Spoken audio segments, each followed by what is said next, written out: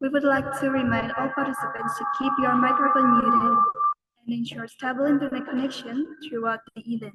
Thank you for your cooperation.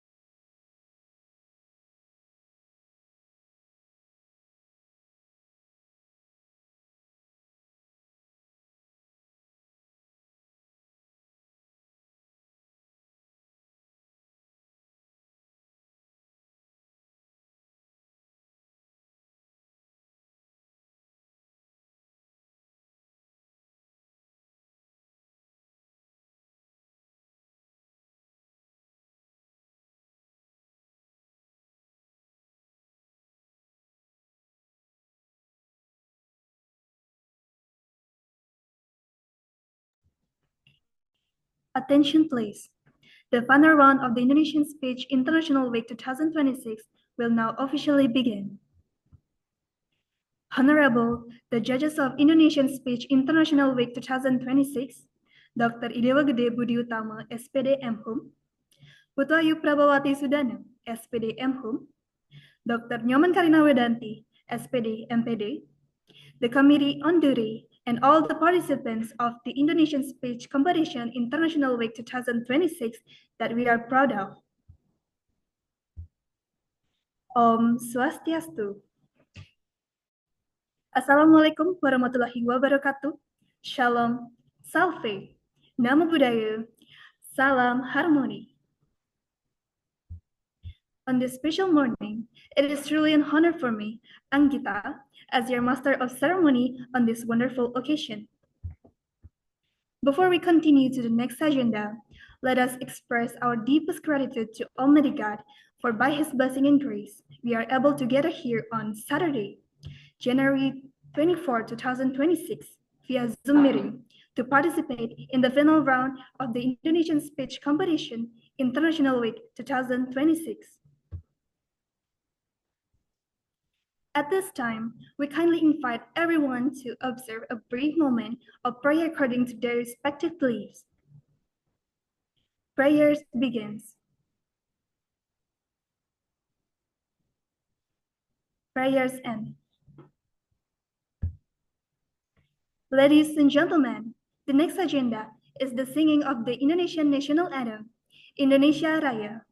We kindly invite all participants to join respectfully from their respective places. The officer in charge, please proceed.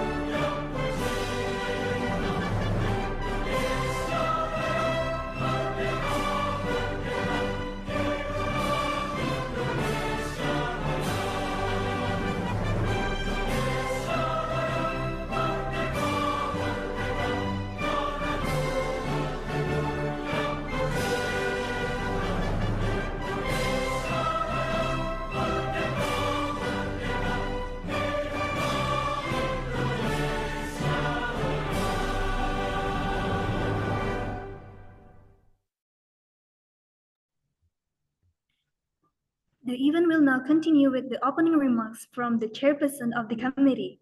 To the Honorable Chairperson, the time and screen is yours.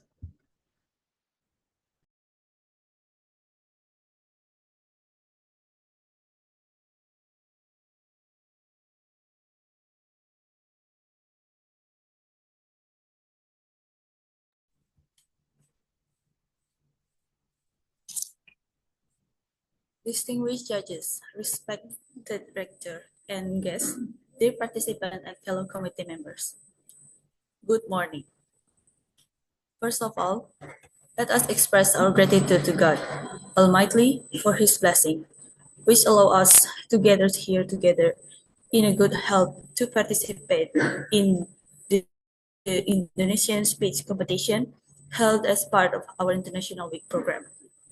On behalf of the organizing committee, I would like to extend a warm welcome to all participants from different countries and cultural backgrounds.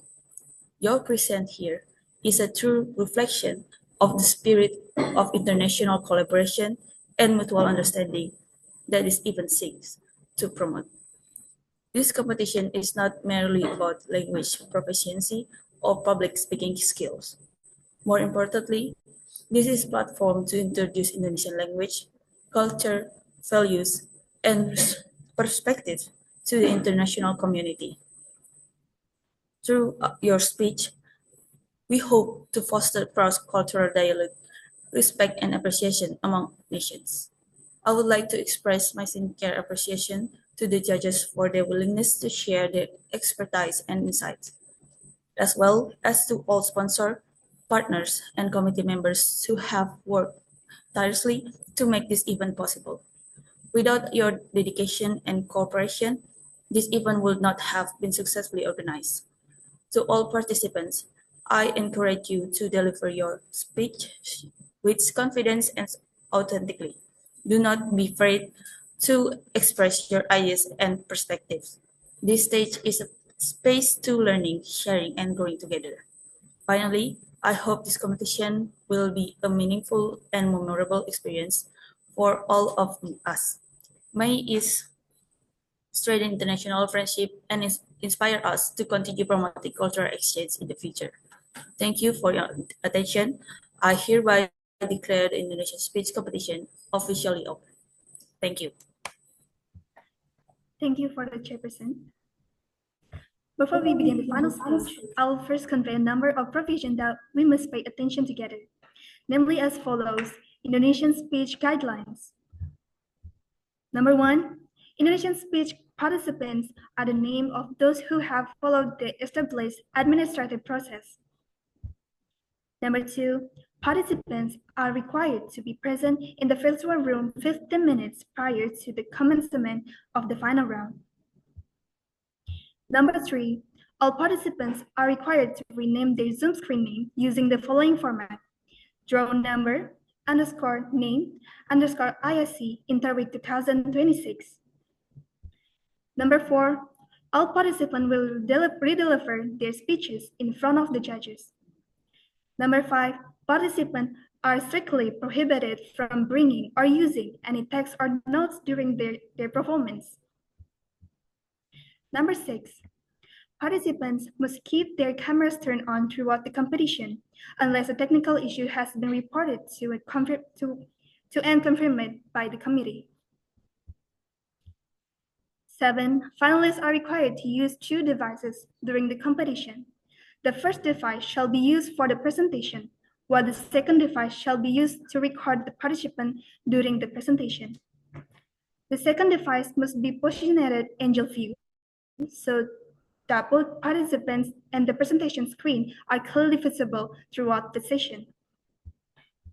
8, each participant is allocated a maximum of 6 minutes for the speech and 4 minutes for the question and answers or Q&A session. Number 9, participants who violate this regulation will be subject to point deduction or disqualification from the competition. And lastly, the judge's decision is absolute. Ladies and gentlemen, now we arrive at the main session, the final round of the Indonesian speech competition of International Week 2026. From this point onward, the competition will be conducted by our moderator. To the moderator, time is yours.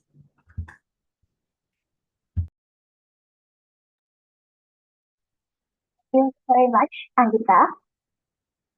Good morning, ladies and gentlemen. My name is Tia, and I will be your moderator for the next agenda. Without further delay, let us begin today's final round, starting with the participant holding performance number 1. To the participant, the place is yours.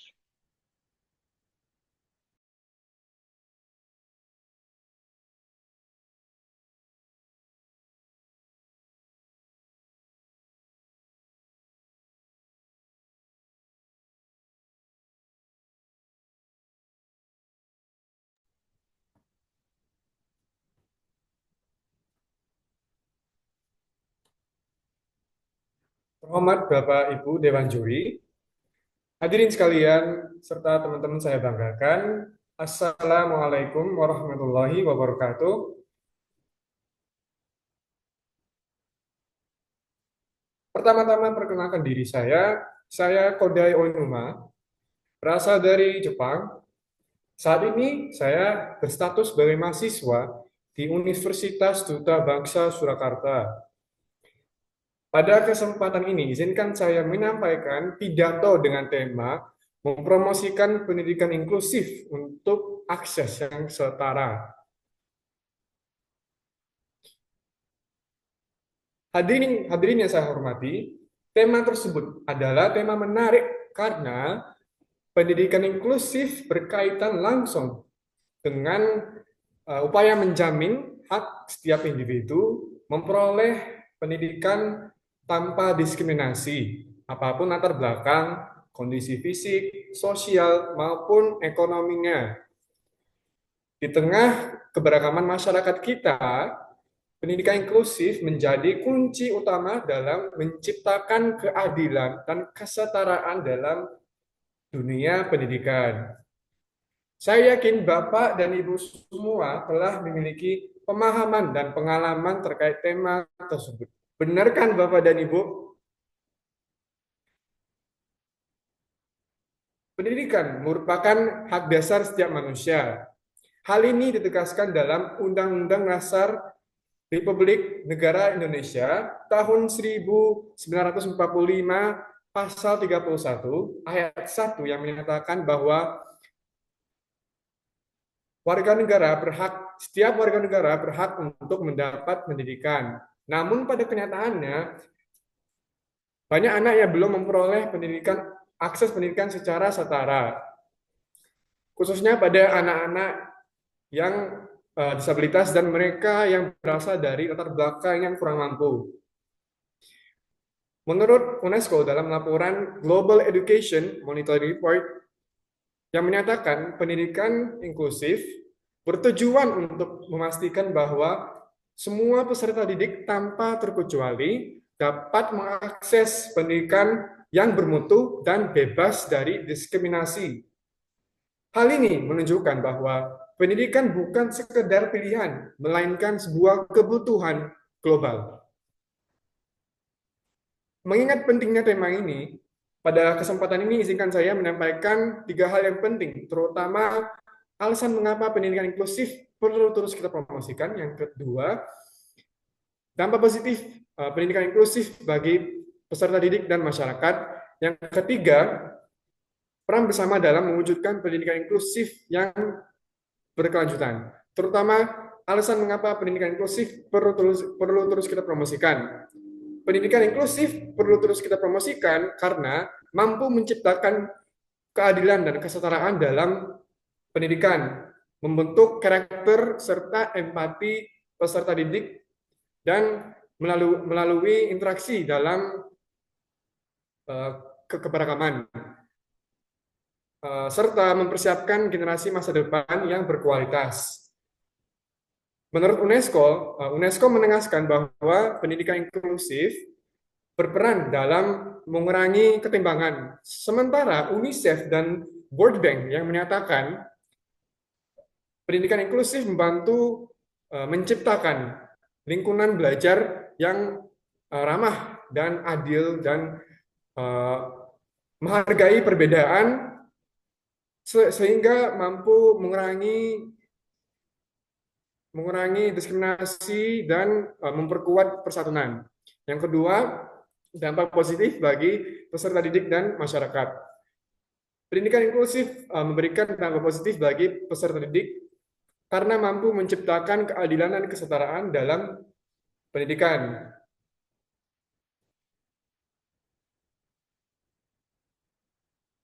Pendidikan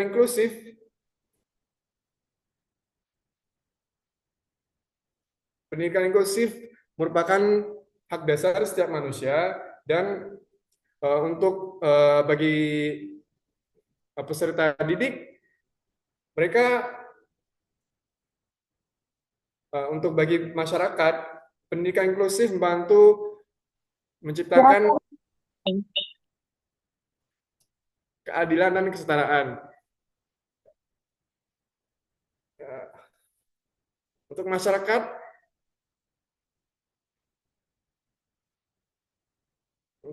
bagi masyarakat, pendidikan inklusif memberikan dampak positif seperti yang ketiga, peran bersama dalam mewujudkan pendidikan inklusif yang berkelanjutan. Pendidikan inklusif, terwujudnya pendidikan inklusif memerlukan dampak positif yang berkelanjutan karena pendidikan inklusif memerlukan peran bersama dalam berbagai pihak termasuk penyediaan, permintah, dan dalam penyediaan kebijakan dan fasilitas dan yang dalam.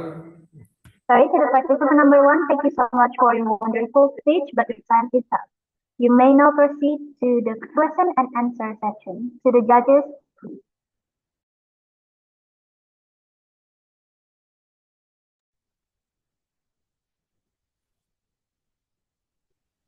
Mohon maaf untuk Ya.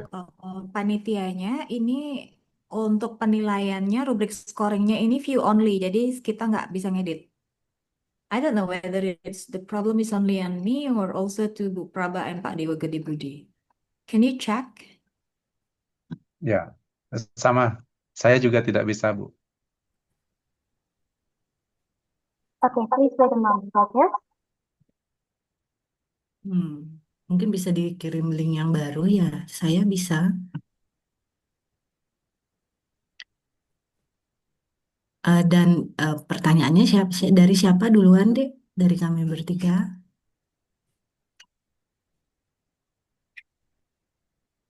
Untuk pertanyaan bisa dari salah satu judges. Tapi ketiganya Ibu nanti Praba akan dulu bertanya. boleh, silakan. Oh, baik. Baik. Terima kasih. Kodai, apa kabar? Baik. Ya, Kodai, saya mau tanya karena Kodai tertarik dengan inclusive education. Menurut Kodai, langkah nyata apa? Satu saja, sebutkan satu langkah nyata yang harus dilakukan oleh sekolah untuk bisa mendukung pendidikan inklusif.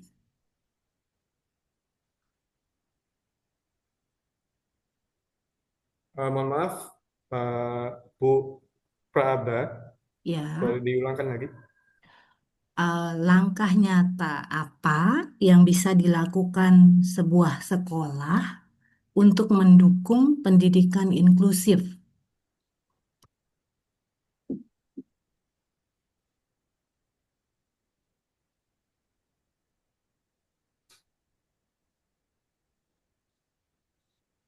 Jadi kita bisa ambil contoh langkah dari dunia nyata yaitu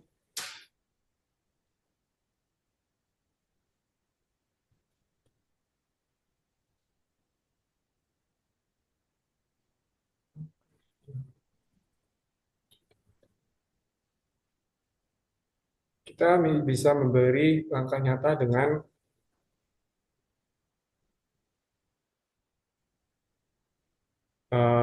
kalau untuk ini Ini untuk persekolahan atau bagi generasi muda, Bu? Sekolah, Kodai, ya. Jadi langkah nyata di persekolahan kita bisa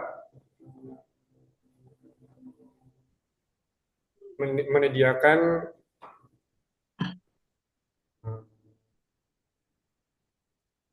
menyediakan kalau untuk sekolah bisa menyediakan fasilitas yang cukup ramah dan eh, lengkap dengan eh, guru di setiap sekolah. Dan kebiasaannya kalau pendidikan inklusif eh, pendidikan inklusif menjadi permasalahan karena kurang lengkap guru. Jadi kita memerlukan mempersiapkan guru yang cukup pengalaman di bidang pendidikan inklusif dan fasilitas yang eh, cukup cocok cukup dengan cukup kepada khusus siswa yang memerlukan pendidikan. Baik, terima kasih ya Kodai. Silakan, mungkin Bu Karina dan Pak Dewa Budi melanjutkan. Ibu Karina mungkin bisa duluan. Saya sedang komunikasi dengan panitia untuk dapat akses penilaian. Diulang klik, Pak. Barusan saya ulang lagi Oke. linknya panitia bisa. Juri juga dapat. Ya, sudah bisa tinggal di refresh. Ya. Apakah dari panitia satu peserta pertanyaannya dari 3 juri? Ketiga juri itu? Iya, Ya, Miss oke, Karina. baik. Oke, baik. Halo, Kodai? Halo, Mbak Karina. Iya, so Bu Karina. panggilan kamu Kodai atau Oinuma? Kodai aja, Bu. Oke, Kodai. Em, kamu belajar bahasa Indonesia atau you are originally from Indonesia? Growing up, I was raised outside Indonesia, which is Malaysia, but uh, my parent, I was in Malaysia, but I went to Japanese school my entire life until I enter university. Okay, is it your mom or your dad is Japanese? My father, Oh, your father is Japanese, so that's why your name is Kodai Oinuma. yeah. Okay, Kodai. So, I would like to have your definitions on inclusivity. Jadi, definisi inklusivitas itu apa sih on your versions? Oh, pendidikan Yes. inklusif. Oh, jadi menurut saya pendidikan inklusif definisi. Menurut saya pendidikan inklusif itu pendidikan yang bisa mengakses kepada seluruh siswa yang contohnya latar belakang latar belakang sosioekonomi yang kurang mampu kayak seperti eh, eh, negara-negara yang kurang mampu di ekonomian atau bisa juga bisa ambil contoh lain yaitu orang yang disabilitas dan mereka yang disulitkan untuk mendapat eh, akses pendidikan dikarenakan mereka berbeda dengan lain, maka pendidikan inklusif akan membantu eh, pada orang-orang disabilitas ini untuk belajar bersama dengan setara. Nah, bukan hanya setara, tapi eh, jika siswa ini mentarik dengan lingkungan belajar atau suasana, mereka akan berkelanjutan berkembang dan akan berdampak dengan baik di masyarakat kita. Okay, so your focus on inclusivity is on the disabilities. Yes. Kelompok orang disabilitas ya. Yeah. Okay. What about if I'm telling you that on my perspective, the inclusivity also includes that we embracing the differences, the uniqueness of each of us have. Like here we have some students here present. Mungkin setiap orang punya keunikan masing-masing. And as an educator, we should not neglect that. Jadi kita nggak perhatikan itu. Kita pokoknya kalau pendidikan udah di kelas itu kita berikan treatment yang sama semuanya, regardless of the uniqueness of every student has.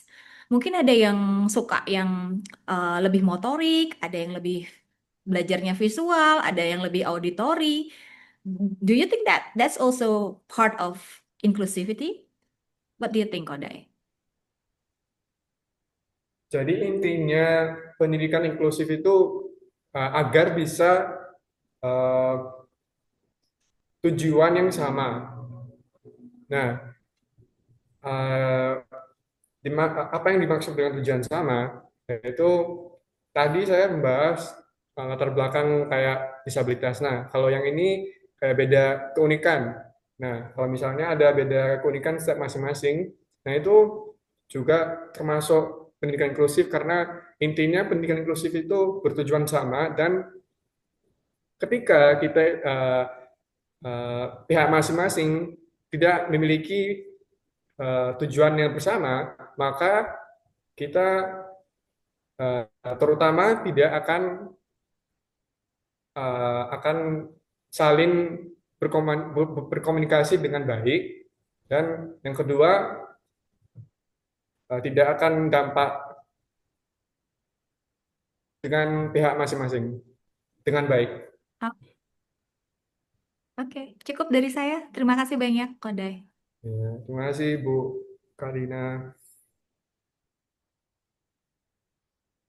Ya, langsung ke saya ya. Terima kasih Kodai, bisa dengar saya? Bisa Pak Dewa. Bisa, ya, Mbak. Ya. Kodai bisa panggil saya Pak Budi ya. Saya senang mendengar pidato Kodai. Saya bisa merasakan sejak menonton video Anda, saya bisa merasakan dialek Jawa ya. Jadi ini menarik gitu ya. Pembelajar BIPA dan bisa berkomunikasi dengan dialek daerah tertentu itu bagi kami itu spesial gitu ya.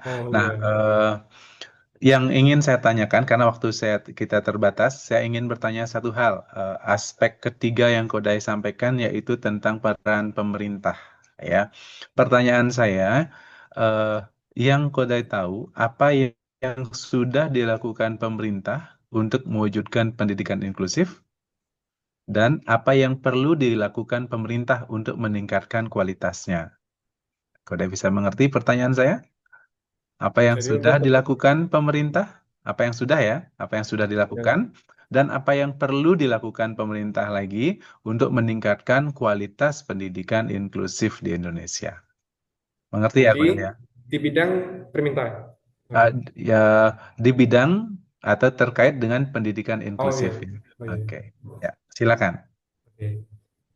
Izinkan saya menjawab pertanyaan dari Bapak. Jadi untuk sekarang pendidikan inklusif sudah melaksanakan bagi pemerintah seperti saat ini sudah memiliki dengan kenyataan kayak semisal kita bisa ambil dari Jakarta Selatan. Nah, Jakarta Selatan di sekolah SD negeri 01 di Cikoko. Nah, di situ udah menyediakan sekolah pendidikan inklusif. Nah, namun itu hanya belum cukup lengkap fasilitas dan belum ada guru yang cukup memahami terkait pendidikan inklusif. Nah, maka dari ini pendidikan inklusif untuk depannya bagi pemerintah dan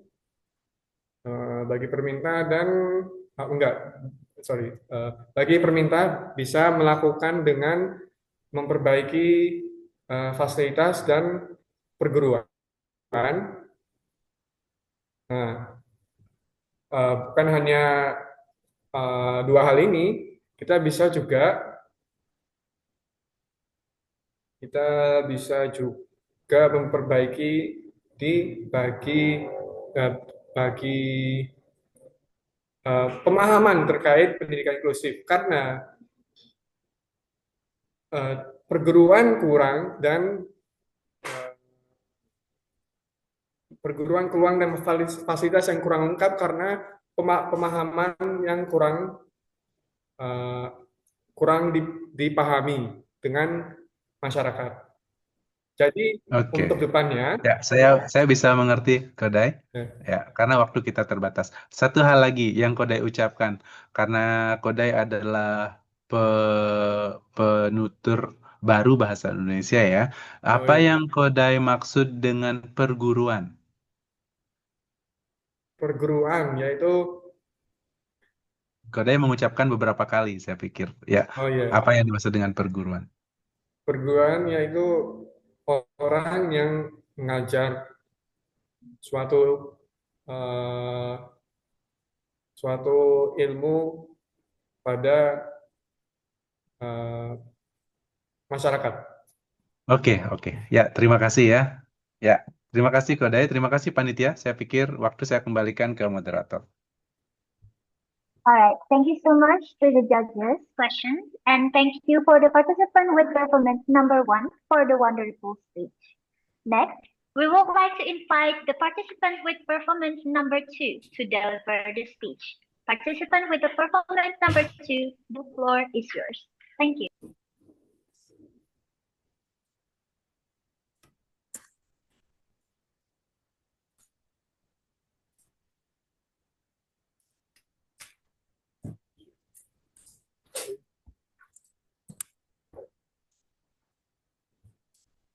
Om Swastiastu, Shalom. Namo Buddhaya, salam sejahtera bagi kita semua.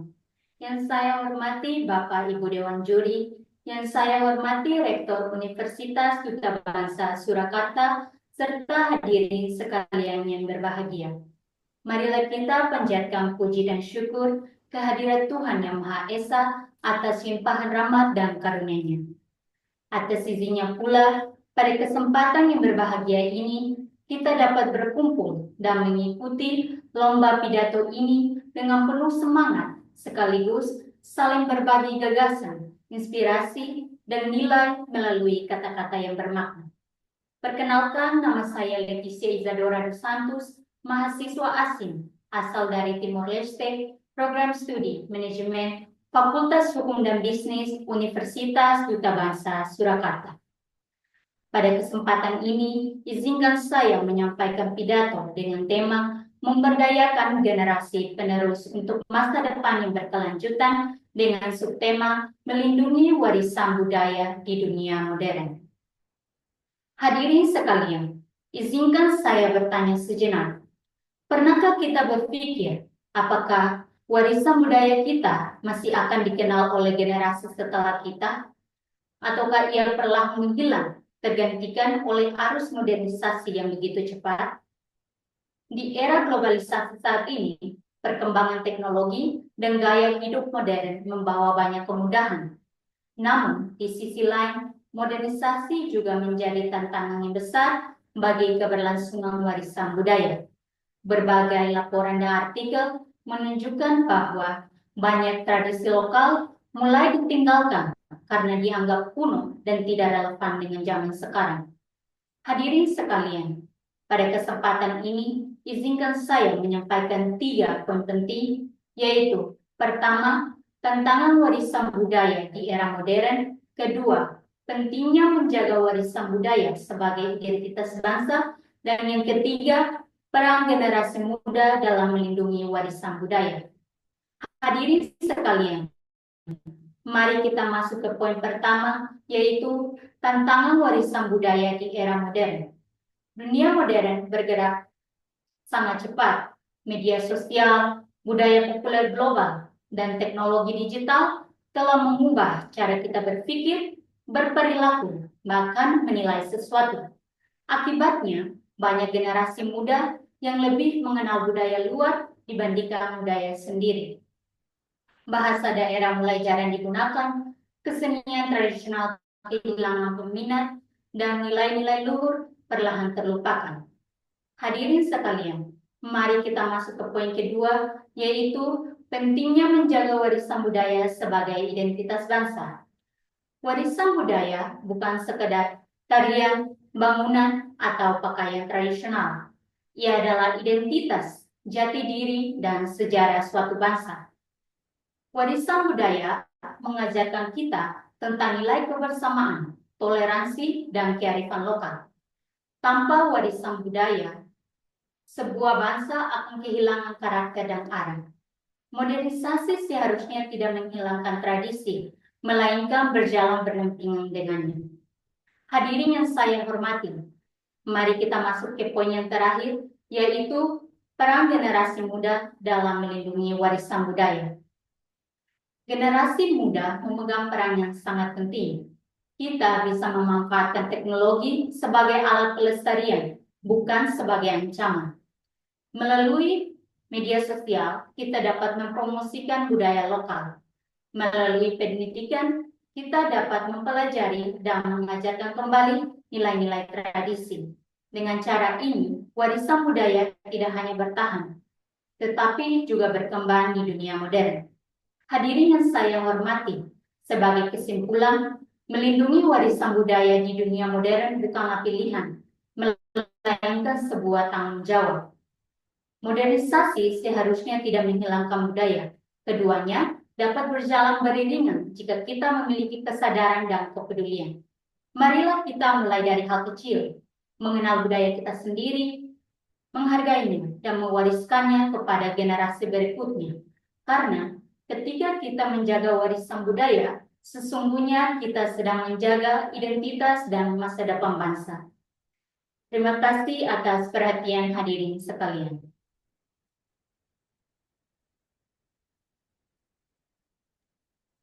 Thank you so much for your wonderful speech. To the judges, please proceed to the question and answer section. Thank you. Ibu Karina mungkin duluan.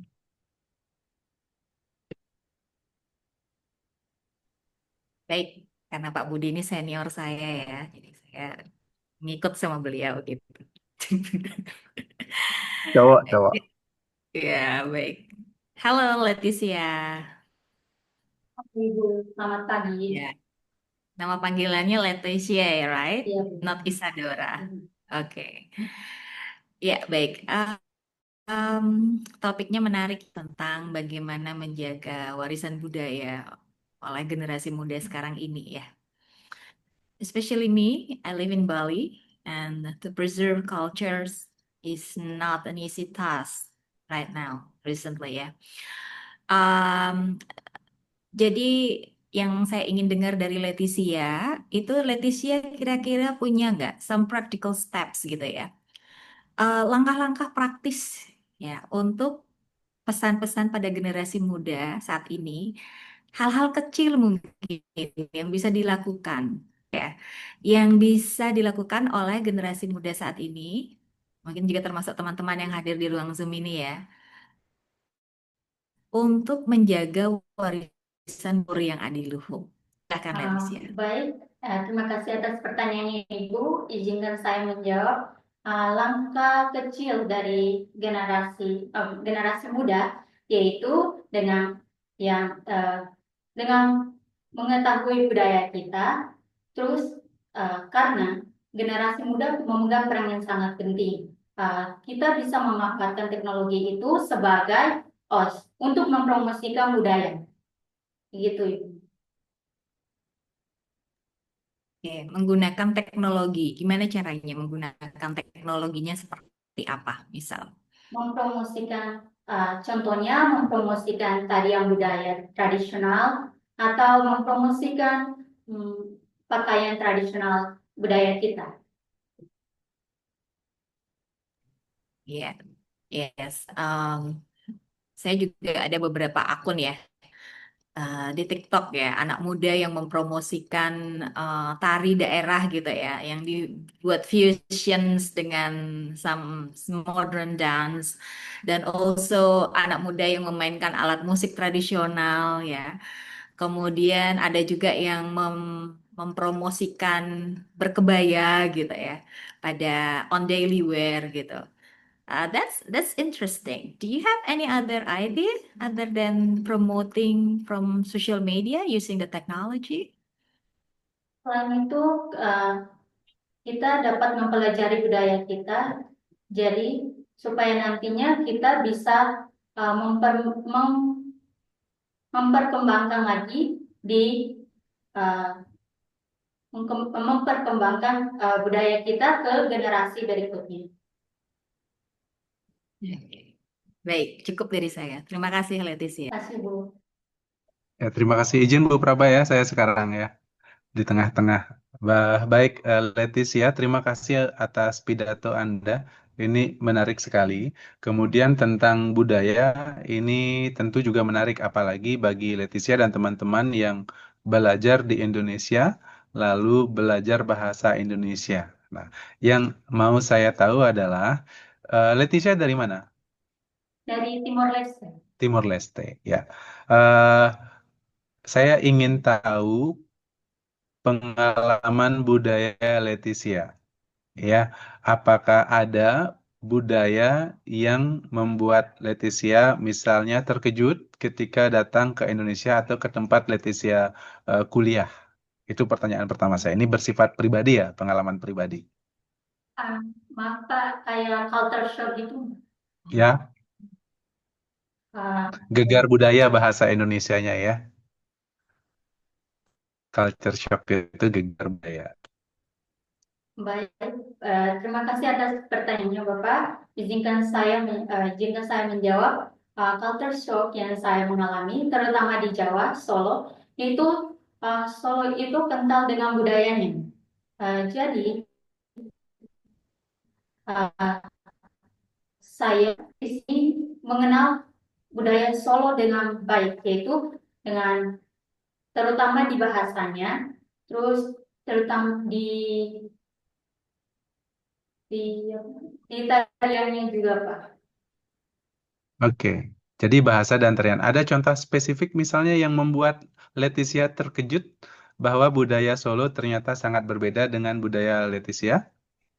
Ya kayak tarian Pak, tarian di sini, Oke. tarian di Solo ini. Oke, tariannya ya. Yang lainnya makanan, cara hidup, gestur tidak ada ya. Mirip ya. Kalau makanan beda banget sama Ya. di Indonesia Pak. Gestur bagaimana? Bahasa tubuh. Bahasanya di Solo ini terkenal dengan orang-orang yang ramah. Bahasa tubuh maksud saya Leticia, bahasa tubuh bagaimana? Tubuh Gestur tidak terlalu berbeda. tidak terlalu. Oke, ya. Baik. Ya, pertanyaan yang kedua ini bersifat sedikit konseptual sesuai dengan pidato Leticia. Contoh integrasi budaya, budaya itu kan bersifat lokal ya. Lalu ada modernitas gitu ya. Apa contoh integrasi yang baik menurut Leticia yang merupakan contoh integrasi antara budaya lokal dan budaya modern? Ada nggak? Kayak di zaman dulu kan orang-orang pakai kain khas Ya. untuk dipakai sehari-hari, menggunakan sehari-hari. Tapi di dunia modern, kain tradisional itu udah berkembang, kayak membuat motif baru lah, kayak gitu. Oke, itu integrasinya. Iya, Contoh integrasi budaya tradisional dan modern. iya Pak. Ya, terima kasih. Silakan, Ibu Praba. Baik, terima kasih Leticia. Leticia kan dari Timor Leste ya. Nah, sekarang saya mau tanya wujud-wujud budaya di Timor Leste kan macam-macam seperti Indonesia. Ada tarian, ada makanan, ada pakaian dan yang lain-lainnya. Nah, wujud budaya apa yang Leticia lihat saat ini barangkali sudah mulai terlupakan oleh anak-anak muda di Timor Leste. Apa yang Leticia lakukan secara pribadi atau dengan teman-teman untuk bisa mengambil langkah-langkah supaya tersebut nggak terlupakan di masa depan, gitu ya. Silakan Leticia. Baik, terima kasih atas pertanyaan Ibu. Izinkan saya menjawab. Pertama, yang contoh nyata itu Leste, yaitu yang pakaian khas atau uh, sudah jarang digunakan karena perkembangan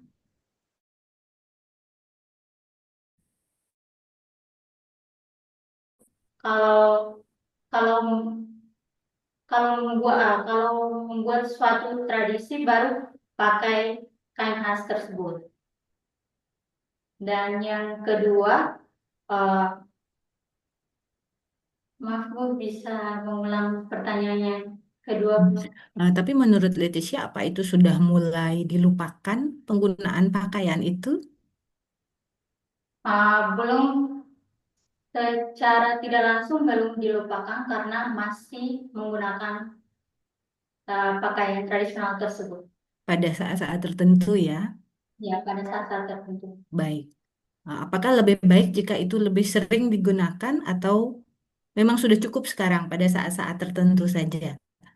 Menurut Leticia. Menurut saya cukup saat-saat tertentu yang menggunakan pakaian tradisional tersebut. Oh, begitu. Baik. Oke, itu saja dari saya. Terima kasih, Leticia. Ya, terima kasih Bu.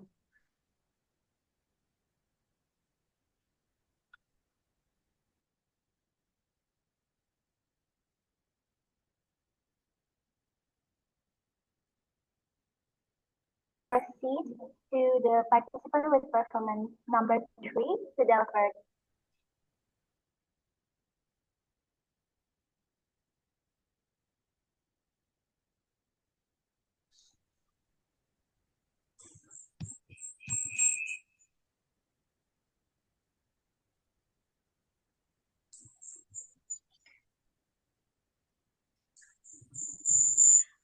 Om Swastiastu, Shalom. Namo Buddhaya, salam sejahtera bagi kita semua. Yang saya hormati. I'm sorry, for the participant number 3, will you mute the second device? Okay. I'm sorry for the interruption. So I will start again. So, Om Swastiastu, Shalom. Namo Buddhaya, salam sejahtera bagi kita semua. Yang saya hormati Bapak Ibu Dewan Juri yang terhormat, yang saya hormati Rektor Universitas Kebangsa Surakarta, serta hadirin sekalian yang berbahagia. Puji dan syukur kita panjatkan kehadiran Tuhan Yang Maha Esa atas segala rahmat dan karunia-Nya, sehingga kita dapat berkumpul dalam lomba pidato ini untuk berbagi gagasan demi masa depan yang lebih baik. Perkenalkan, nama saya Juanita Bete Freitas, mahasiswa asing asal Timor Leste dengan program studi manajemen Fakultas Hukum dan Bisnis dari Universitas Duta Bangsa Surakarta. Hari ini saya berdiri di hadapan Anda bukan hanya sebagai mahasiswa asing di Indonesia, tapi sebagai bagian dari generasi muda dunia yang sedang menghadapi krisis yang sama. Melalui lomba pidato ini, saya akan menyampaikan tema partisipasi generasi muda dalam perlindungan lingkungan. Kita tidak mewarisi bumi dari nenek moyang kita, melainkan meminjamnya dari anak cucu kita. Kutipan ini mengingatkan kita bahwa bumi bukan hanya sekedar tempat tinggal, melainkan amanah yang harus kita jaga bersama, memahami 3 hal penting. Yang pertama, mengapa krisis lingkungan ini terjadi? Yang kedua, apa yang dapat mengapa generasi muda memiliki peran yang sangat menentukan? Dan yang terakhir, apa yang dapat kita lakukan sebagai bentuk tanggung jawab bersama? Nah, saya akan memulainya dengan sebuah pertanyaan penting. Apakah kita benar-benar sadar bahwa masa depan bumi ada di tangan generasi muda hari ini? Pertanyaan ini bukan sekedar membuka pidato, melainkan tantangan bagi kita semua. Apakah kita hanya akan jadi saksi kerusakan lingkungan atau justru menjadi generasi yang berani mengambil tanggung jawab? Hadirin yang saya hormati, berdasarkan laporan Badan Nasional Penanggulangan Bencana atau BNPB, serta pemberitaan media nasional dan dalam beberapa waktu terakhir, Indonesia, khususnya daerah Aceh, Sumatera Utara, Kalimantan, mengalami bencana, banjir, dan longsor yang berdampak langsung pada kehidupan ribuan keluarga, serta menjadi bukti nyata bahwa krisis lingkungan sedang kita hadapi bersama. Banjir dan longsor tidak hanya merusak lingkungan, tetapi juga merenggut rumah, mata pencaharian, serta harapan banyak keluarga. Banjir dan longsor tidak datang hanya karena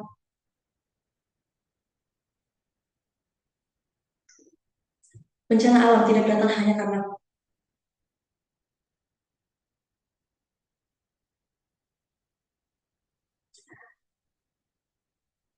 bencana tersebut tidak datang hanya karena bencana, tetapi juga karena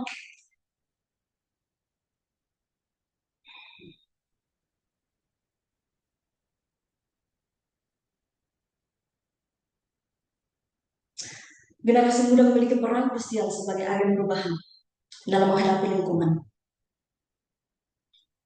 Menurut UNESCO dan UNEP, pemuda memiliki peran yang sangat menentukan untuk mendorong perubahan perilaku, menginisiasi aksi kolektif, serta mengawal perubahan yang berkelanjutan. Krisis lingkungan bukan ancaman masa depan, melainkan tantangan hari ini, melainkan kenyataan hari ini.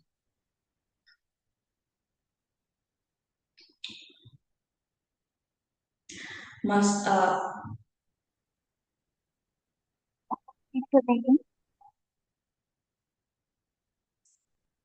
I'm sorry for all the interruption. So that's all for me. Thank you so much.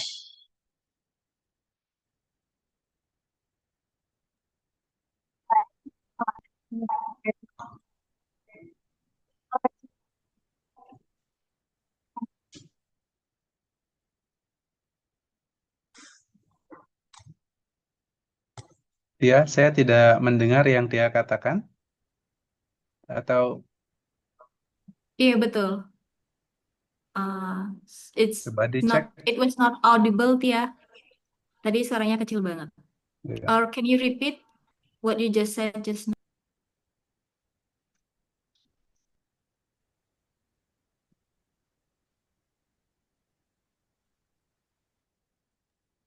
Hello, judges. Yes, Sudah. I can hear Right. it. The time is up. We shall proceed to the next session. Thank you so much, judges. Ya. Saya izin Bu Praba dan Bu Karina ya pertama sekarang. Joanita, terima kasih untuk pidato Anda ya, sangat terstruktur ya. Tetapi ada yang terlupa, barangkali itu dipengaruhi oleh suasana Zoom ini ya. Tidak semua orang terbiasa dengan ini, apalagi pidato melalui Zoom itu mungkin mempengaruhi dan beberapa hal lain. Nah, agar mendapatkan ide yang utuh dari Joanita, saya ingin Joanita menegaskan 3 hal ide utama yang ingin Joanita sampaikan. Apa saja 3 ide itu? Karena tadi sempat terputus sampai pada ide yang kedua ya. Silakan, Joanita. Terima kasih Bapak atas pertanyaannya. Izinkan saya untuk menjawab. Di sini saya fokus pada 3 poin penting. Yang pertama, mengapa krisis lingkungan ini terjadi? Yang kedua, mengapa generasi muda memiliki peran yang sangat menentukan? Dan yang terakhir, apa yang dapat kita lakukan hari ini sebagai bentuk tanggung jawab bersama? Baik. Ya, yang ketiga sekarang ya. Saya mau jadi baik ya. Yang ketiga, ide utama Joanita, apa yang perlu dilakukan oleh generasi muda sekarang dan apa yang belum dilakukan? Ya, kritik Joanita terhadap kondisi sekarang ya. Silakan. Bapak, terima kasih lagi atas pertanyaannya. Saya mohon maaf untuk beberapa kendala yang saya alami. Dan ini untuk pertanyaan Bapak mengenai apa yang dapat generasi muda lakukan dan yang sudah lakukan dan yang harus dilakukan lagi. Menurut saya ada beberapa gerakan aksi positif dalam perlindungan lingkungan. Ada beberapa banyak komunitas yang fokus tujuan untuk perlindungan lingkungan. Itu sudah ada beberapa banyak generasi muda yang terlibat dalam gerakan itu. Dan sebagai kita generasi muda itu dalam krisis ini lebih mensadarkan kita untuk lebih menjaga lingkungan kita karena dampaknya begitu besar. Dan yang harus dilakukan lagi untuk generasi muda yaitu lebih menjaga lingkungan kita, berpartisipasi lebih aktif dalam organisasi manapun yang bertujuan untuk perlindungan lingkungan. Ya, itu saja ya, sudah ya. Oke, saya pikir pidato ini juga bisa menggerakkan generasi muda ya. Saya pikir sudah cukup, Joanita. Betul. Terima kasih. Terima kasih Bapak, terima kasih.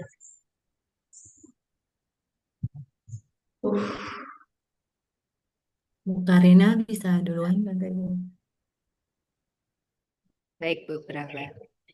Okay, is it Juanita or Juanita?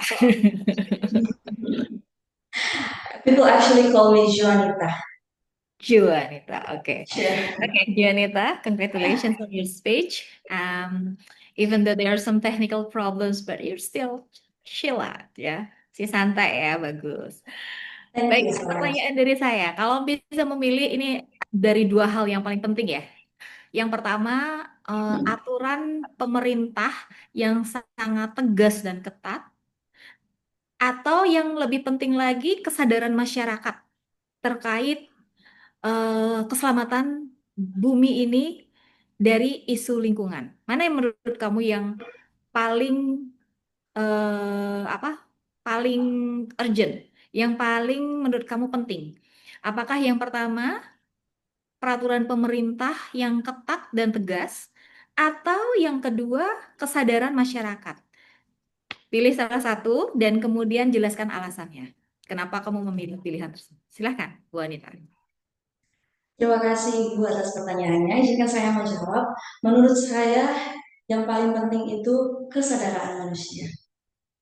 Karena kenapa menurut saya kesadaran manusia? Karena meskipun pemerintah telah menaruhkan aturan segitu banyaknya, tapi kalau kita tidak mempunyai kesadaran, maka itu sama dengan kita tidak membantu.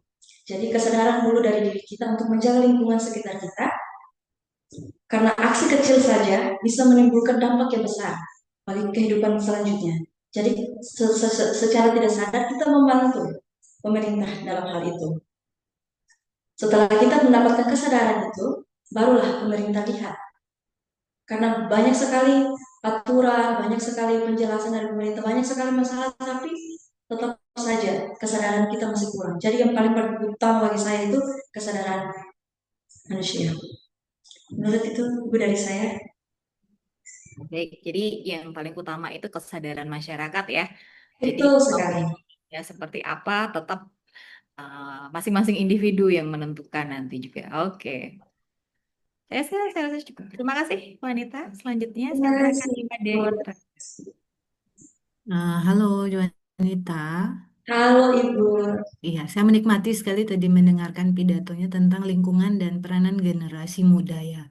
Nah, tadi Pak Budi sudah bertanya pada Juanita apa yang bisa dilakukan oleh generasi muda dalam rangka itu. Yang saya mau tanya, apa yang sudah Juanita lakukan di antara beberapa hal itu dan apa rencana Juanita ke depan. Jadi saya sudah A, kemudian sekarang saya mau B, C, D gitu misalnya ya.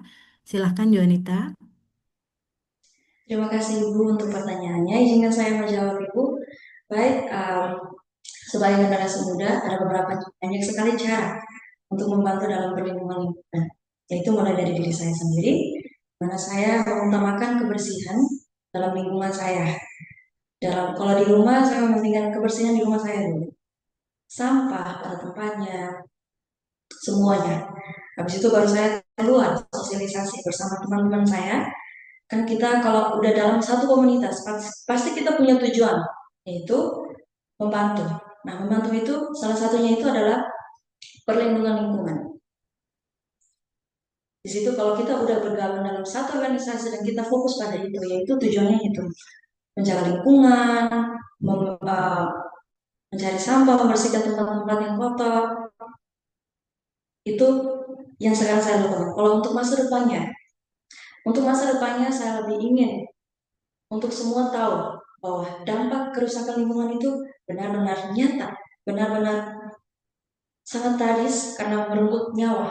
Saya ingin semua orang tahu masalah itu.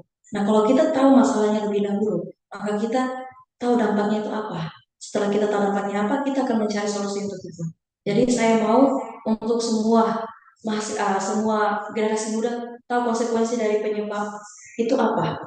Jadi kita menggunakan media sosial, kita mempunyai inovasi kreatif dan teknologi. Kita harus 3 poin itu kita harus sangat tahu cara menggunakan 3 poin itu. Jadi kita menggunakan teknologi yang baik, kita bisa mengajak teman-teman yang lain untuk lebih bersama, kita bangun bersama, kita berjalan bersama untuk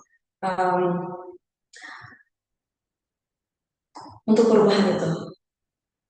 Jadi lebih ke kesadaran, membuat kesadaran. Baik, terima kasih. Luar biasa. Terima kasih Juanita. Terima kasih Ibu, terima kasih.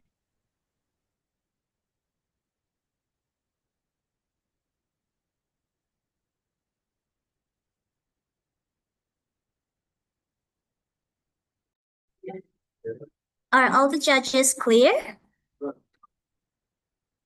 Ya, sudah deh. All right. Thank you so much for the participant number 3 for the wonderful speeches, and thank you, judges. Thank you so much.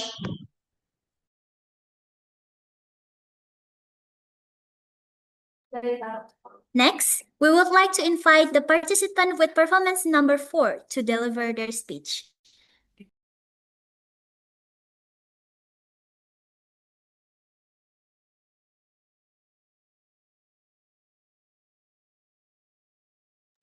To the participant number 4, are you ready?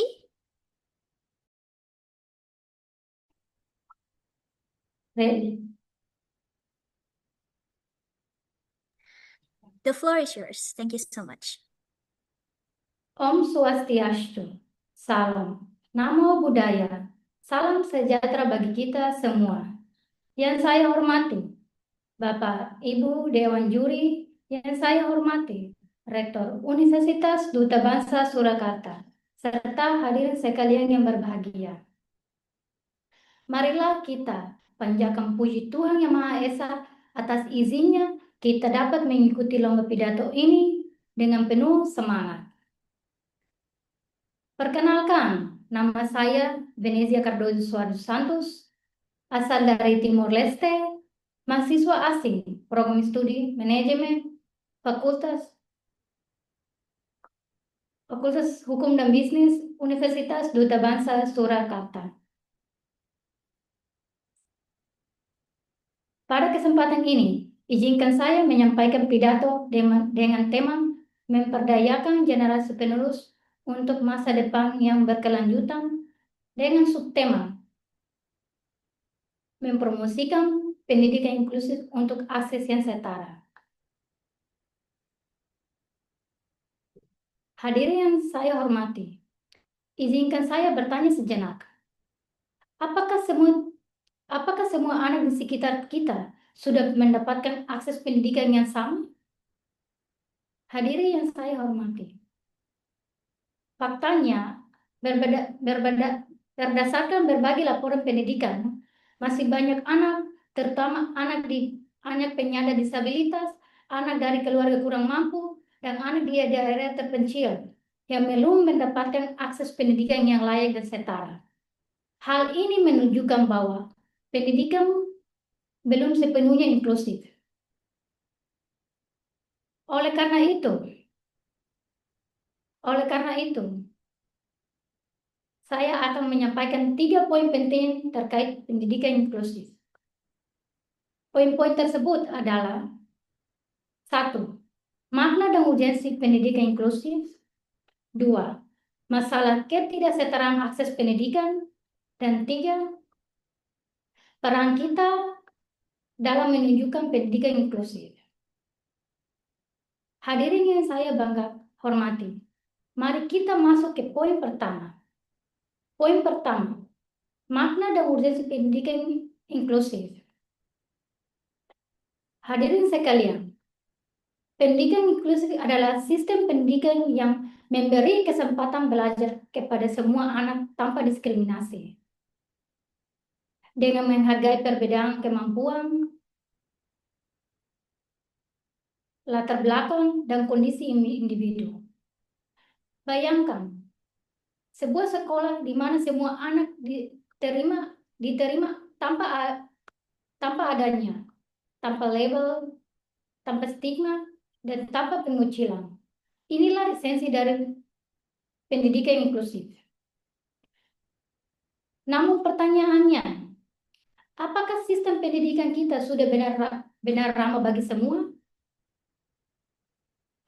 Poin kedua, masalah ketidaksetaraan akses pendidikan. Hadirin yang saya banggakan, kenyataannya masih banyak hambatan di dunia pendidikan.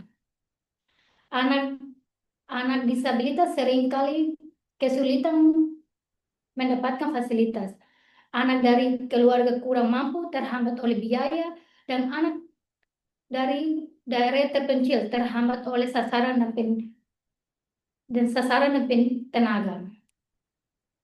Jika kondisi ini terus dibiarkan, maka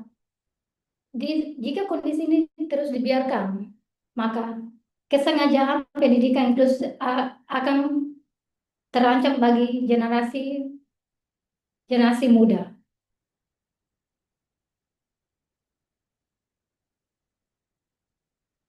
Poin ketiga, solusi dari peran kita bersama. Hadirin sekalian, pemerintah perlu menyediakan kebijakan dan fasilitas yang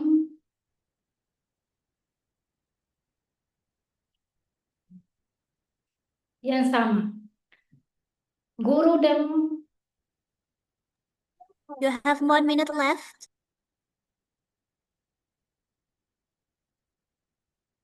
maaf.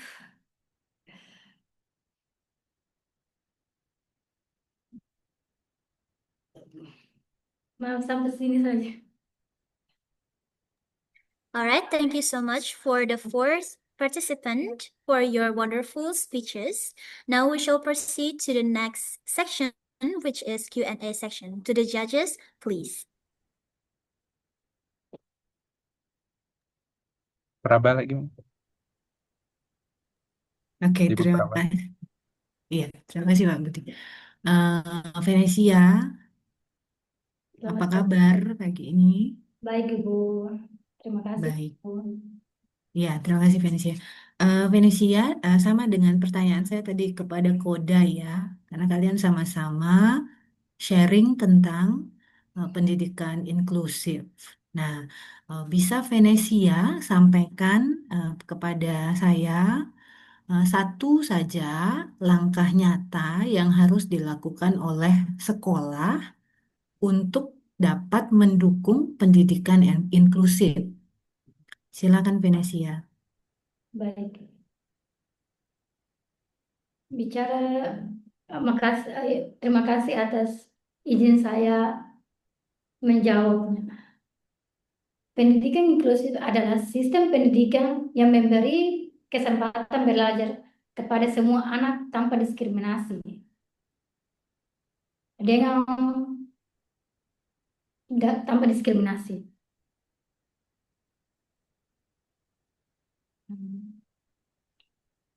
Jadi kira-kira bagi sekolah untuk bisa menerima murid yang tanpa diskriminasi, apa yang mereka bisa lakukan? Mereka harus diterima apa adanya, maupun fisik ekonomi atau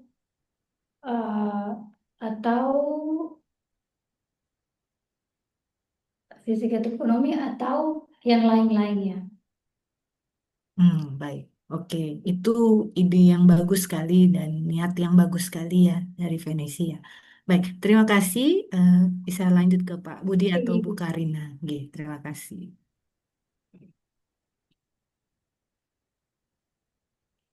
Ibu Karina silakan. Saya yang terakhir. Baik, Pak. Oke, halo Venesia. Selamat pagi, Ibu. Selamat pagi. Are you nervous? Santai saja ya. Baik, Venesia, terkait pendidikan inklusif ini memang sangat menarik sekali ya. Jadi dan juga menjadi isu yang sedang hot gitu di Indonesia terutamanya. Nah, pendidikan inklusif ini kan kalau satu sekolah itu bisa mengadopsi dan melakukan pendidikan inklusi itu kan dianggap sudah sangat ideal ya. Tapi ternyata penerapan di lapangannya realitasnya itu sangat susah gitu ya. Nah, menurut Venesia itu apa ya kira-kira kendala sehingga membuat satu sekolah itu tidak mampu menerapkan pendidikan inklusif kepada siswanya gitu. Kira-kira apa ya kendala-kendalanya menurut Venesia? Silakan. Baik, Bu, terima kasih atas pertanyaannya. Izinkan saya menjawabnya. Guru di sekolah, guru harus ada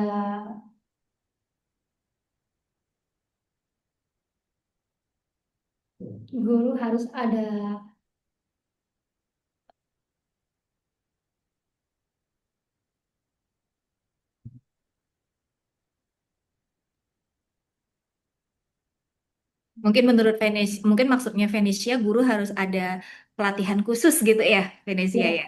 Oke, terus apa lagi kira-kira? guru harus ada pelatihan khusus untuk uh,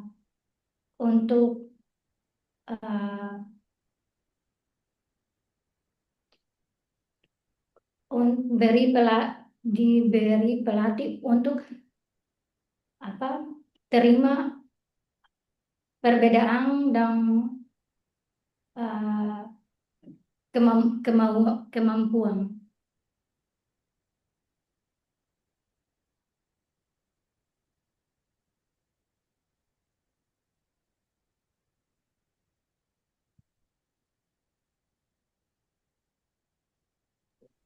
Oke, dari segi guru ada lagi yang lain, Venesia? Enggak ada. Itu saja. Oke, baik. Terima kasih atas jawabannya. Untuk selanjutnya silakan Pak Budi. Ya, terima kasih Venezia. Ini topik yang menarik dan berat ya. Tidak mudah berbicara tentang topik ini, apalagi dalam bahasa yang Venesia pelajari ya. Jadi tapi saya suka pidato Venesia, idenya terstruktur ya dan bagus. Nah, ada beberapa informasi yang terlewat. Tetapi yang saya ingin tahu bukan tentang penghususan ide itu sekarang ya, tetapi ketika Venesia menyiapkan pidato ini, yang Venesia bayangkan apakah konteks pendidikan di Indonesia atau di Timor Leste? Ya, Baik, silakan. baik Pak. Makasih atas pertanyaannya. Izinkan saya menjawab. Saya ambil pidato ini melihat dari di Indonesia, terutama dari Solo. Oh, dari Solo ya. Venesia boleh tahu jurusan apa di Solo? Saya ambil manajemen di sini. Oke, manajemen ya. Tetapi Iya. berbicara tentang pendidikan dan lebih khusus lagi pendidikan inklusi. Ini topik yang tentu tidak sering Venesia bicarakan ya. Nah, kemudian di pidato Venesia menyampaikan pertanyaan setelah paparan ide pertama adalah apakah pendidikan inklusi benar ramah bagi semua gitu. Ya kan? Itu pertanyaan retoris atau pertanyaan sungguhan, saya tidak tahu. Kalau jawaban Venesia atas pertanyaan Venesia sendiri apa? Benar nggak ramah? Bagi saya di di sini ramah, tapi ada ramah, tapi ada sisi lain,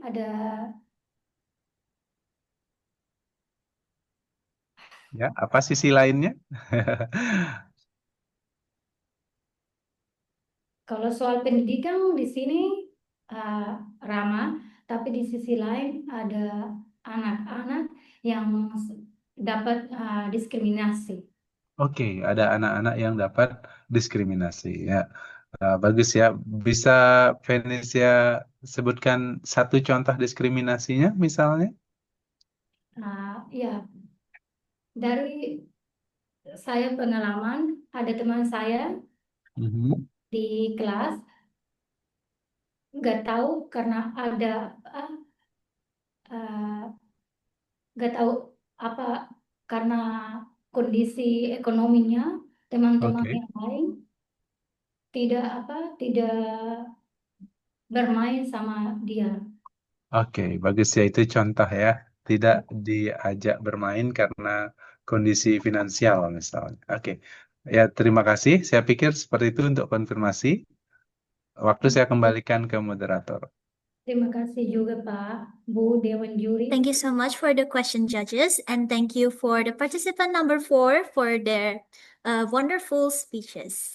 Next, we would like to invite the participant with performance number 5 to deliver their speech. Thank you. Selamat pagi, salam sejahtera bagi kita semua. Om Swastiastu, Namo I'm Buddhaya. sorry, participant number 5. Okay. All right, are you ready now? Okay. Okay, thank you. You may proceed your speech. Selamat pagi, salam sejahtera bagi kita semua. Om Swastiastu, Namo Buddhaya. Salam kebajikan. Puji syukur kita panjatkan kehadiran yang Tuhan Yang Maha Esa, karena atas izin dan rahmat-Nya kita dapat berkumpul di tempat ini dengan keadaan sehat dan walafiat. Perkenalkan, nama saya Alexandre Mai Vinyas. Saya mahasiswa internasional dari Timor Leste, kuliah di Universitas Gajah Surakarta. Dan di sini saya akan menjelaskan pidato saya dengan tema membebani generasi penerus untuk masa depan yang berkelanjutan dan subtema melindungi warisan budaya dalam dunia modern ini. Apakah kalian setuju bahwa melindungi warisan budaya itu penting di era modern ini? Menurut saya, kita harus melindungi warisan budaya dalam dunia modern ini. Salah satu tokoh yang bernama Sian Julianto mengatakan bahwa warisan budaya merupakan fondasi utama yang membentuk identitas dan jati diri suatu bangsa. Melalui budaya, nilai-nilai tradisi, bahasa, seni, dan adat istiadat diwariskan dari generasi ke generasi. dan menciptakan karakter unik yang membedakan suatu bangsa dengan bangsa lainnya. Hadirin yang saya hormati, di tengah arus globalisasi semakin meningkat, kita harus menjaga dan melestarikan warisan budaya. Hal tersebut menjadi tantangan besar buat kita semua dan juga keharusan agar identitas nasional kita tidak tergerus oleh perubahan zaman. Saya sudah mengetahui bahwa jika Indonesia ini adalah salah satu negara yang masih menjaga tradisi-tradisi budayanya, tetapi pada kesempatan hari ini, saya akan menjelaskan tentang tradisi-tradisi di negara saya, terutama di desa saya. Dan di sini ada 3 poin penting yang akan saya bahas. Poin pertama adalah Barlake Fofoliveto atau pernikahan adat Lempuang. Poin kedua adalah Baihoho dan Siki-Sikire atau suara adat istiadat dan tarian tradisional. Poin ketiga adalah saling membantu dalam gotong royong. Hadirin yang saya hormati, poin pertama dalam pidato saya adalah Barlake Fofoliveto atau pernikahan adat untuk perempuan. Saya yakin banyak hadirin di sini yang belum memahami istilah tersebut. Mari kita pahami bersama. Barlake Fofoliveto dalam bahasa Timor Leste, dalam bahasa Indonesia adalah pernikahan adat untuk perempuan. Ketika akan melakukan acara ini, kedua keluarga ini akan duduk bersama dan diskusi kapan kita melakukan acara barlake ini. Sebelum melakukan acara ini, dari keluarga perempuan akan mengasih jagung biji kepada keluarga pria dan keluarga pria untuk membayar belis sesuai jagung biji yang diberikan oleh keluarga perempuan. Dan keluarga pria akan mengasih uang dan hewan kepada keluarga perempuan. Dan keluarga perempuan juga akan mengasih kain dan hewan kepada keluarga pria. Hal tersebut tidak berarti bahwa kedua keluarga ini menjual anak-anak mereka, tetapi ini adalah salah satu tradisi di Timor Leste untuk menikahkan anak perempuannya sesuai adat. Terutama di desa saya, bahwa pria dan wanita juga punya berharga. Hadirin yang saya hormati, poin kedua adalah Waihoho dan Siki-Sikire. Arti dari Waihoho dan Siki-Sikire adalah suara adat istiadat dan tarian tradisional yang akan dilaksanakan ketika kematian orang tua yang usianya di atas 50 tahun. Jenazahnya akan diletakkan di dalam rumah selama 7 hari 7 malam sampai hari pemakamannya tiba untuk dimakamkan. Waihoho dan Siki-Sikire masih menjadi tradisi kami yang dijaga sampai sekarang. Hadirin yang saya hormati, poin ketiga dalam pidato saya adalah saling membantu dalam gotong royong. Poin ini saya temukan juga masih menjadi tradisi yang sangat terjaga di Indonesia. Di Timor Leste, saling membantu dan gotong royong dilakukan ketika ada teman yang sedang merenovasi rumah atau pekerjaan berat lainnya. Kami saling membantu tanpa ada upah kata bayaran, mengerjakannya secara sukarela. Tradisi ini telah diterapkan oleh nenek moyang kami dari dulu. Kita tidak boleh melihat teman kita mengerjakan pekerjaan beratnya sendirian. Kita harus saling membantu dan gotong royong dan saling melihat satu sama lain dengan baik dan saling menghormati selamanya. Hadirin yang saya hormati, peran generasi muda sangat penting untuk menjaga warisan budaya. Partisipasi aktif masyarakat dalam melestarikan budaya melalui pendidikan informal, pelatihan seni, dan pelaksanaan ritual adat dapat memperkuat ikatan sosial dan rasa memiliki terhadap budaya sendiri. Hadirin yang saya hormati, modernisasi bukanlah alasan untuk 1 meninggalkan minute tradisi. remaining. Saya mengajak Anda semua, jadilah penjaga warisan kita. Kenali, pelajari, dan diwariskan kembali. Karena saat satu tradisi hilang, kita kehilangan satu jiwa dari diri kita sendiri. Mari kita teknologi. Jangan biarkan identitas kita punah di telan zaman modern ini. Kita tidak mewarisi budaya indah leluhur kita, melainkan kita meminjamnya dari anak cucu kita. Jangan sampai saat mereka terbangun nanti, mereka hanya melihat sisi cerita di dalam buku sejarah karena kita gagal menjaganya hari ini.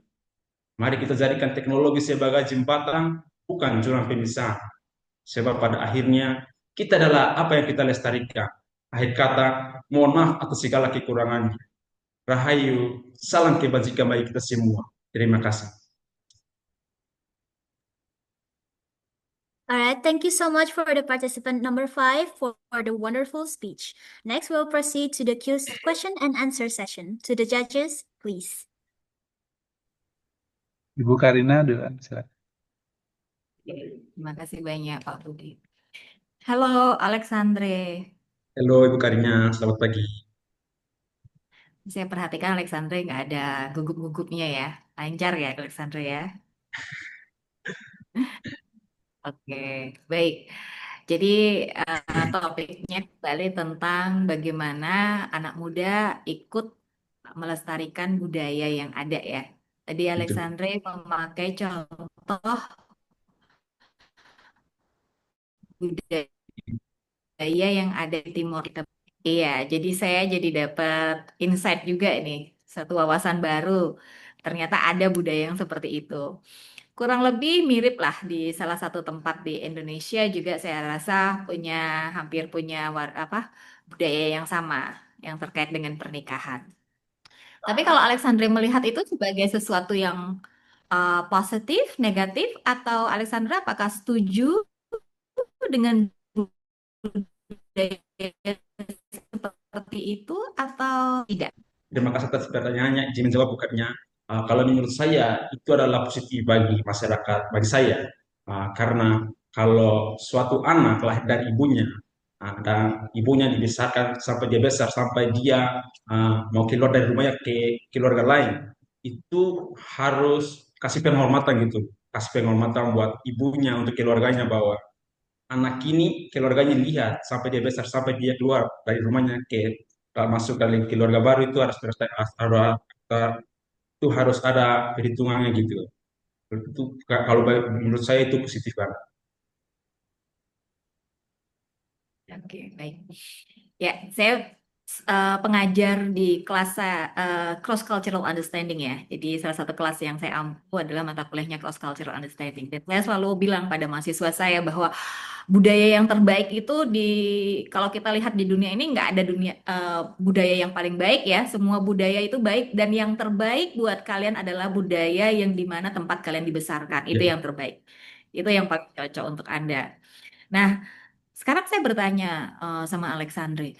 Menurut Alexandre, kalau kita kan mau melestarikan budaya sendiri ya, apakah itu berarti kita jadi antipati dengan budaya asing dan tidak mempelajari budaya asing, atau bagaimana menurut Alexandre? Ya, Untuk menurut saya kalau ya, kalau kita silakan. mau belajar budaya kita sendiri, kita juga harus belajar budaya orang lain.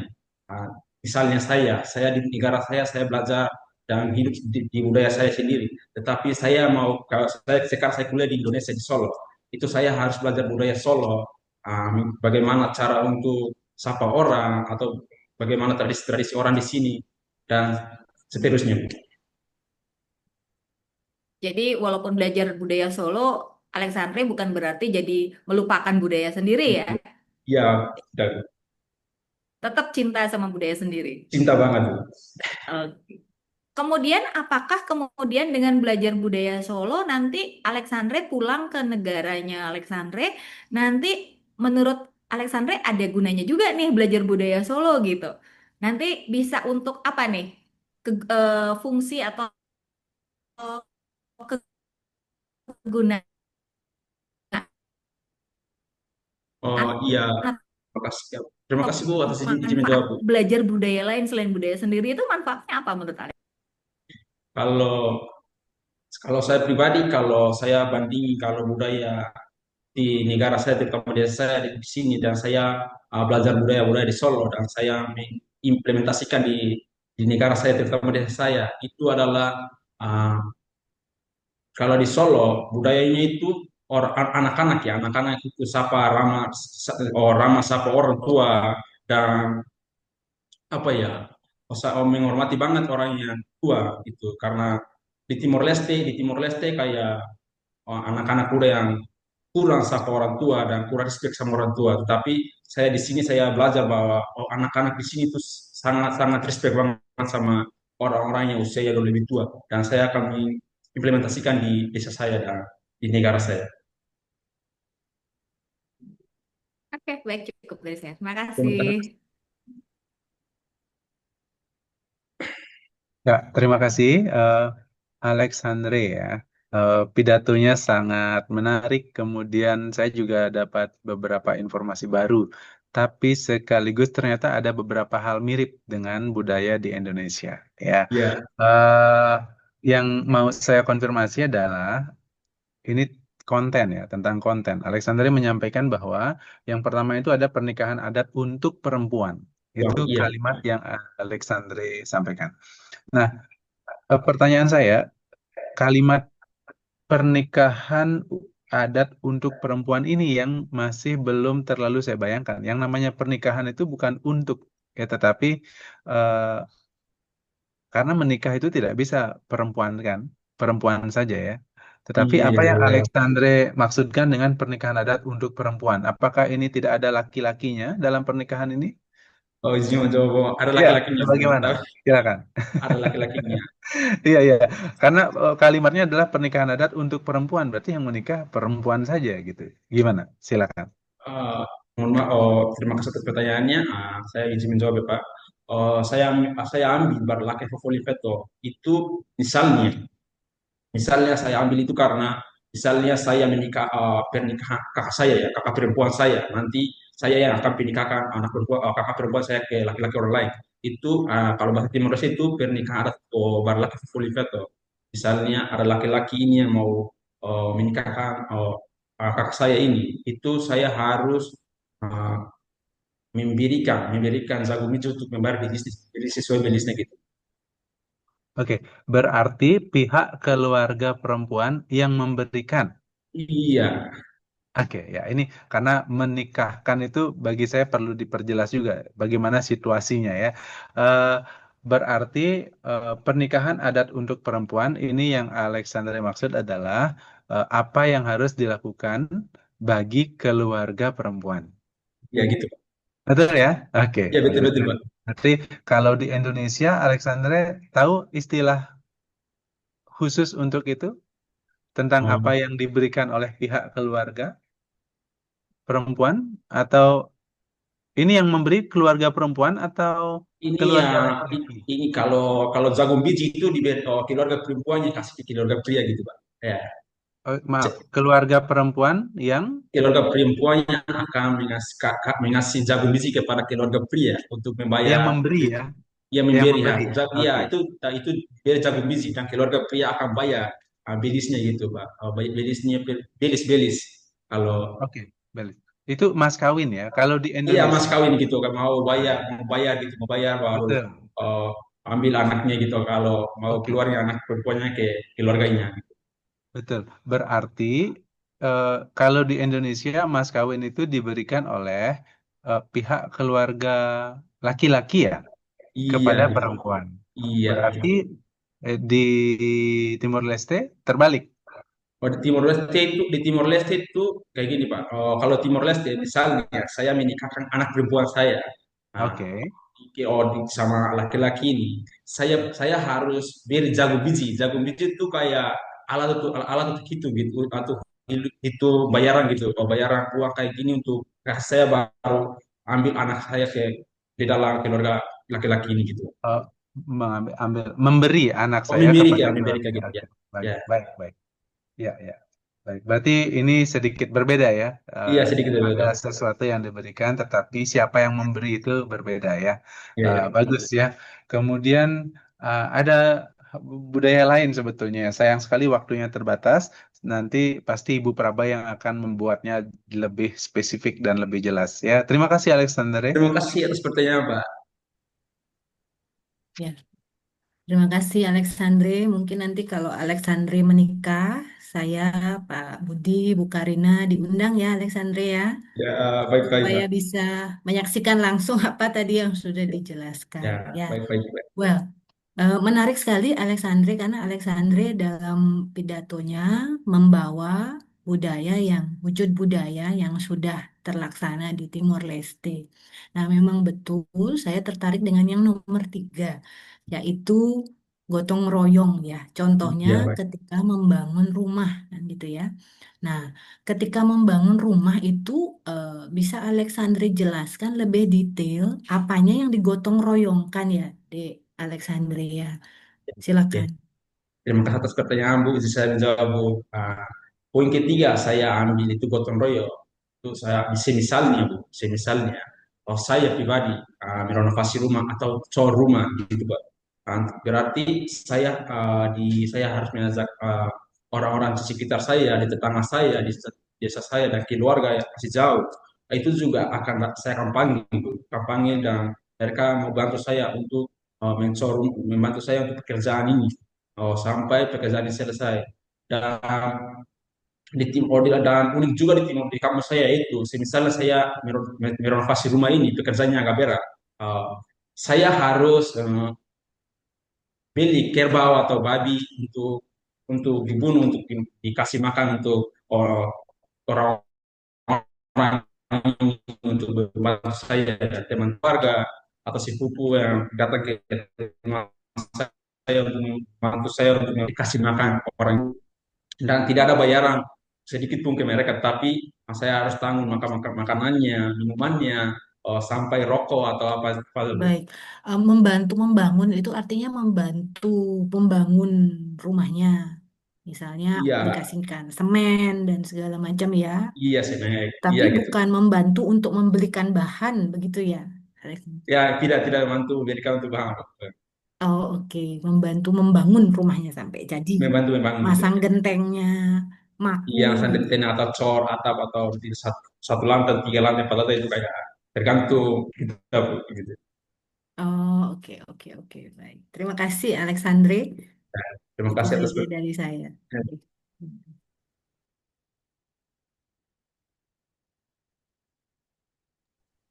All right, judges, is it over? Ya, sudah, Dek. All right. Thank you so much, judges, and thank you for the participant number 5 for their performance. The next agenda will now be handed back to the Master of Ceremony. Thank you so much. Thank you, moderator. Ladies and gentlemen, we have now witnessed the impressive performance of all the participants in today's final round of the Indonesian speech competition. At this moment, we would like to invite the representative of the judges to kindly provide their evaluation and general feedback regarding the participant performances today. To the judge, please. Siapa yang menyampaikan, Dek? Pertama. Bapak, silahkan. Oke, saya dulu ya. Baik. Pertama-tama terima kasih atas kesempatan yang diberikan kepada saya untuk menyampaikan komentar umum ini, dan terima kasih juga karena sudah diundang untuk menjadi juri dalam kegiatan yang menyenangkan ini, gitu ya. Saya sebagai adik-adik peserta lomba, saya adalah dosen di jurusan Pendidikan Bahasa Indonesia. Jadi, saya senang sekali mendengar pidato Anda dan sangat bangga ya karena Anda bisa berbahasa Indonesia dengan sangat baik dalam pidato. Kita tahu pidato ini bukanlah penggunaan bahasa yang sederhana ya. Bahasanya kompleks, kata-katanya rumit, kemudian tidak digunakan di sehari-hari gitu misalnya, tentu tantangannya berat. Kemudian yang kedua, topiknya juga. Topik ini tentu topik-topik yang khusus ya, yang belum tentu ternyata latar belakang pendidikan Anda bukan kependidikan gitu ya, dan membicarakan topik inklusi, lingkungan tentu membutuhkan usaha ekstra. Nah, karena itu saya tahu tentu Anda sudah melakukan kerja keras dan selamat untuk itu. Saya pikir saya menikmati semua pidato Anda ya, dan sangat senang mendengarnya. Sekaligus juga ada banyak informasi baru yang saya peroleh, terutama terkait dengan budaya gitu ya. Saya sampaikan sekali lagi selamat untuk itu. Kemudian yang kedua, nah sebagai juri kami tentu harus menilai fokus pada pertama adalah aspek bahasa, kemudian struktur gagasan, lalu konten ya. Nah, terkait dengan itu tentu ada beberapa hal yang bisa menjadi masukan saya. Yang pertama di aspek bahasa. Nah, karena ini adalah bahasa pidato, tentu ada struktur ide yang yang harus kita perhatikan, lebih argumentatif, lebih persuasif ya. Dan dalam beberapa ide Anda, hampir semua pidato sudah mengandung unsur-unsur ini ya, sudah mengandung unsur ini dan saya pikir sudah sangat bagus. Kemudian yang kedua, tentu mungkin hanya kedalamannya yang perlu diperhatikan ya. Yang kedua, saya menangkap keseragaman. Entah bagaimana dari 5 pidato atau sekian pidato yang masuk, saya melihat keseragaman struktur ide. Misalnya, hampir semua peserta menyampaikan 3 gagasan utama. Jadi entah kenapa ya, entah kebetulan atau bagaimana ini, peserta selalu menyampaikan, saya mau menyampaikan 3 gagasan. Di dalam cara menyampaikan ide ini semacam enumerasi ya, gitu ya. Jadi ada 3 ide dan entah bagaimana semua peserta menyampaikan 3 idenya atau 3 contohnya gitu. Ini menarik. Sekaligus perlu diperhatikan bahwa kita perlu memperhatikan atau mengupayakan keunikan dari pidato kita agar tidak terlalu seragam gitu ya. Saya nggak tahu bahwa kebetulan di antara Anda yang masuk final ini berasal dari universitas yang sama, apakah ada semacam pelatihan, persiapan atau diskusi gitu yang membuat kemudian ini seolah-olah ya, ada sedikit kemiripan atau keseragaman dalam aspek itu. Itu mungkin perlu dipertimbangkan ya berikutnya. Kemudian aspek ketiga menurut saya adalah di aspek diksi ya. Ketika saya mencoba mentranskrip ide, sebetulnya ide Anda bagus sekali ya. Tetapi ketika diskusi maupun penyampaian, seperti tadi ya, yang terakhir Alexandre, kita perlu mengonfirmasi. Ini contoh yang terakhir aja kebetulan. Yang Anda maksud sebetulnya apa? Ketika kita berbahasa Indonesia, ada struktur tertentu misalnya menikahkan gitu ya. Menikahkan ini tentu ada partisipan yang berbeda dengan kalau kita memilih kata ganti menikah. Gitu. Menikahkan dan menikah sama-sama tapi ada kan atau tidak, itu akan membutuhkan argumen ya. Kalau kita ngomongin sintaksis gitu kan argumen dalam kalimat kita akan berbeda ya. Hanya ada yang perlu 1 argumen, ada yang perlu 2 argumen atau lebih. Jadi di dalam bahasa Indonesia, saya pikir tantangannya adalah ketika kita mulai membicarakan afiks ya, teman-teman ya. Jadi kalau di struktur bahasa Indonesia, saya pikir tidak sulit ya, apalagi di pengucapan fonem. Saya pikir di Timur Leste Anda sudah terbiasa, tidak jauh berbeda lah, kecuali bahasa Portugis ya, sangat berbeda ya. Kemudian, tetapi saya pikir fonemnya tidak asing bagi Anda. Saya senang terkejut sekaligus bahwa cara Anda mengucapkan itu bagus sekali ya. Kalau Anda pakai bahasa Indonesia, saya sudah tidak bisa membedakan ini yang bicara bahasa orang Indonesia atau bukan gitu ya. Dan menjadi kejutan yang bagus kalau kami tahu oh ternyata bukan orang Indonesia. Pengucapan Anda bagus sekali ya. Tapi yang bisa menjadi saran saya, ide Anda juga sudah sangat bagus karena membahas topik yang tidak Anda bicarakan sehari-hari, Anda sudah menyampaikan dengan bagus. Dan saran saya sedikit adalah hanya pada apa ya, lebih cermat dalam menyampaikan di tataran kalimat gitu ya, bahwa ini konfirmasi dulu, pastikan dulu ini idenya apa dan gunakan apa ya imbuhan atau struktur kalimat yang lebih tepat. Itu saya pikir hal yang sangat teknis karena kita adalah lomba pidato bahasa Indonesia. Tentu saya rasa saya harus berkomentar tentang aspek spesifik tentang bahasa Indonesia. Tapi secara keseluruhan saya sangat menikmati pidato Anda. Saya menikmati cara Anda berbahasa Indonesia yang sudah sangat bagus dari pengucapan, kalimat, dan saya sangat menikmati ide-ide yang Anda sampaikan. Itu sangat menarik dan penting bagi saya. Selamat untuk semua finalis dan selamat juga untuk semua peserta. Saya pikir untuk jadi peserta saja sudah butuh usaha ekstra, butuh percaya diri, dan Anda patut bangga dengan usaha yang sudah Anda lakukan, saya pikir ya. Selamat, sekali lagi terima kasih dan saya sebagai juri tentu barangkali ada yang kurang berkenan, saya mohon maaf nanti. Siapapun juaranya, itu adalah bonus, tetapi Anda sudah menjadi lebih baik dari diri Anda sebelumnya, saya pikir itu sudah juara bagi diri sendiri ya. Selamat sekali lagi, saya kembalikan waktu kepada moderator.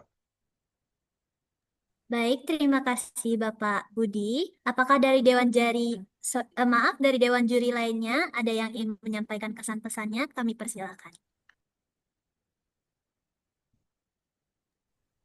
Kalau saya sudah cukup, sudah terwakilkan semua oleh Pak Budi. Saya juga insecure kalau masalah menganalisis bahasa ya. Sudah Pak Budi lah terbaik.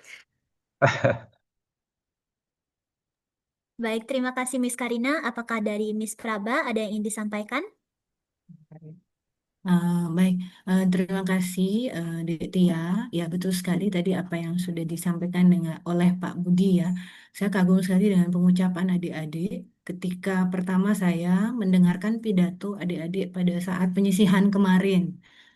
Jadi, oh ini mahasiswa asing ya. Saya pikir mahasiswa Indonesia bukan mahasiswa asing karena pengucapannya sudah bagus sekali.